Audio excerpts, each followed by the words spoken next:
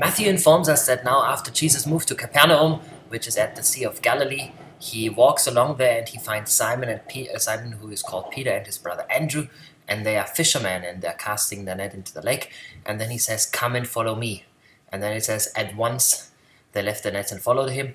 And then a very similar story.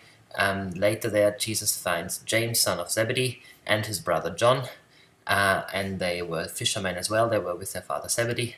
And when Jesus called them, they immediately left their boat and followed him. Now, there are a few things I want us to observe here. The first thing is this here: at once they followed him, and immediately they followed him. That is a stark contrast to what Matthew is going to tell us later in Matthew 8, where Jesus calls other people to be his disciples, and they say, "Lord, I'll come and follow you, but let me first bury my brother." And then Jesus said, "Let the dead bury the dead. You come and follow me." So whenever Jesus calls somebody, whenever Jesus calls us, it is an immediate call, and we need to follow him immediately. But let's not make any mistake here. If a rabbi at that time walked around and he called people to be his disciples, that was of the highest honor. So Jesus, and we said earlier, Jesus probably already knew those guys. Those were probably already his friends. So he's not asking them something completely unreasonable to do. He is giving them a great chance, a great opportunity, and that great opportunity demands immediate response. Now that's the first thing. The other thing I want to say here is that idea of fishing for people, them being fishermen. There is a very interesting scripture in Jeremiah 16 verse 16, and most scholars recognize that this is probably what Matthew is alluding to here. And that is the great day of judgment that Jeremiah is proclaiming. And in the name of the Lord, he says, "And then I will send the fishermen, and they will fish for the sinners. And then I will send the hunters, and they will hunt all the sinners down."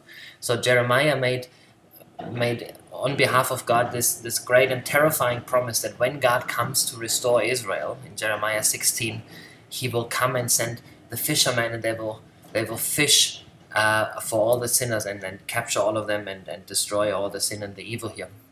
And that is something that we see over and over again in the story of Jesus. What does it look like when God sends his fishermen?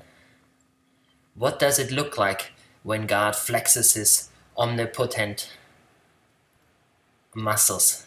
What does it look like when God comes to judgment?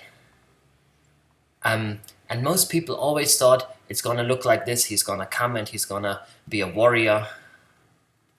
He's going to kill people he's going to kill sinners in particular, and he's going to be victorious by the means of throwing out the Romans and re-establishing the kingdom of David. But what it actually did look like is what we see in Jesus' ministry, that there is a young servant, a young man who comes, serves and loves people, and ultimately kills himself on the cross on behalf of the sins of others. So you see that upside down application of those verses, like the one here, the fisherman one, as well as all the other ones that relate to the judgment. Because what God is doing is he is destroying sin and evil, and he is making an end with death and destruction and decay. But he's not doing that by literally killing everyone and walking in the blood of his enemies. What it looks like when he does that, when he puts an end to the evil forces, what it looks like when he walks in the blood of his enemies. It looks like a young carpenter's son, loving and serving people, and ultimately dying on the cross for the sins of the many. And that is something that Matthew is hinting at in the way, again, that he tells his story here.